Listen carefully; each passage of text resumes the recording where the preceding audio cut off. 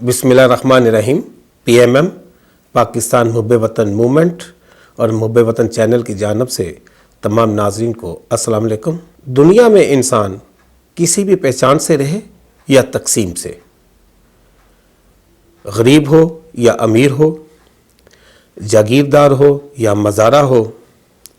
سردار ہو یا خدمت گزار ہو، کسان ہو یا ذمہ دار ہو، ڈاکٹر ہو یا پھر اٹینڈنٹ بوائے ہو یا سویپر ہو، خانہ بدوش ہو، گو کہ کسی بھی پہچان سے اس کو دنیا میں جانا جاتا ہو، یا آسائش کے حوالے سے وہ جھونپڑے میں رہے یا محل میں، کچے گھر میں رہے یا پکے مکان میں، خانہ بدوش بن کر جیے یا فٹ پاتھ پہ سوئے، لیکن خدا نخواستہ جب اس کی تدفین ہوتی ہے تو وہ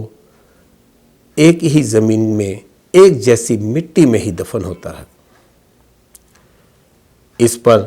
ایک عظیم صوفی ولی اللہ کا بہت عظیم قول بھی ہے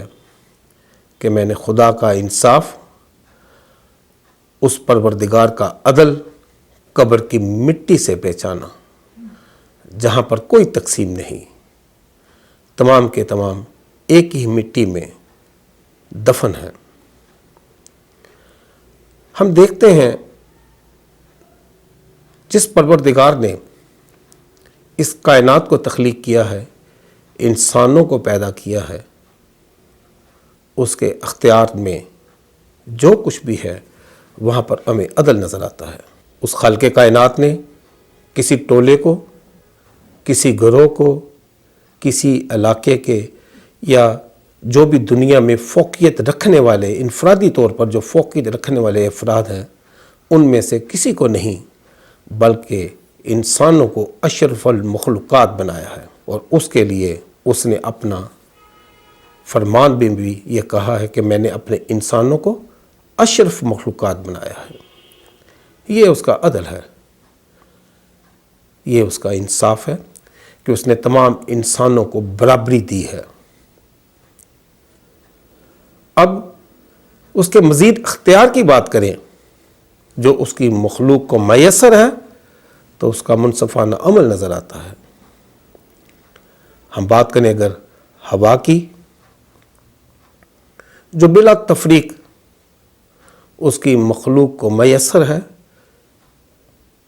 جس میں کسی غریب امیر کو نہیں دیکھا جاتا،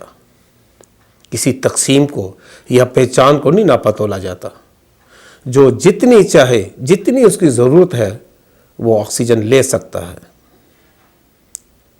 اس کی ساری مخلوق،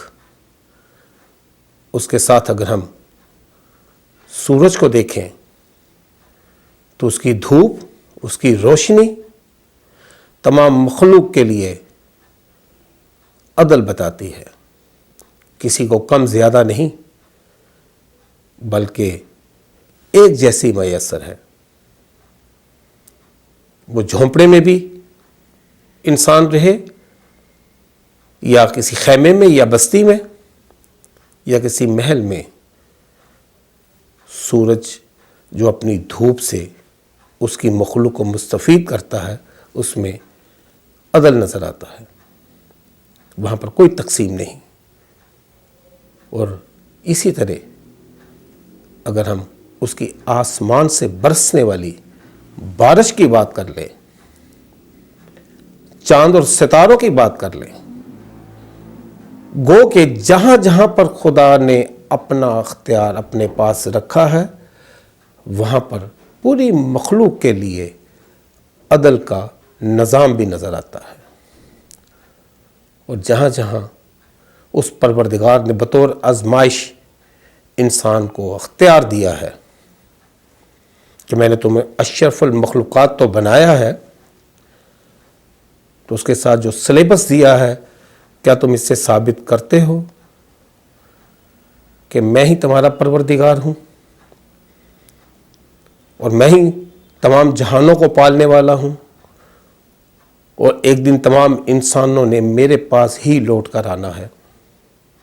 لیکن ہم دیکھتے ہیں جہاں جہاں پر انسان کا اختیار اللہ نے انسان کو دیا ہے وہیں وہیں پہ انتشار ہے، خلفشار ہے، فساد ہے، بے انصافی ہے، ہوس ہے، لالچ ہے، طمع ہے۔ اب ان تمام جتنے بھی میں نے آپ کے سامنے نام لیے ہیں جو انسانی اختیار میں ہمیں دنیا میں نظر آتے ہیں، شاید یہی وجہ ہے کہ آج دنیا بے سکون سی ہے، کیونکہ جب تک اس کا عدل، وہ برابری کا جو انسانوں کے لیے اس نے مساوانہ نظام دے کے رکھا ہے، اس کی حرمت کے لیے، وسائل کی تقسیم کے لیے، جب تک وہ نظام دنیا میں رائج نہیں ہوگا، اس کے عدل کو یہاں پر لوگوں کے اوپر لاگو نہیں دیکھا جائے گا، تب تک شاید دنیا امن کا گہوارہ بھی نہ بن سکے، کیونکہ عدل سماج بناتا ہے، انسان کا کردار بناتا ہے، اور یہ مرتبوں کا نام ہے، خواہشات کا نام نہیں ہے۔ بہرکیف اس دعا کے ساتھ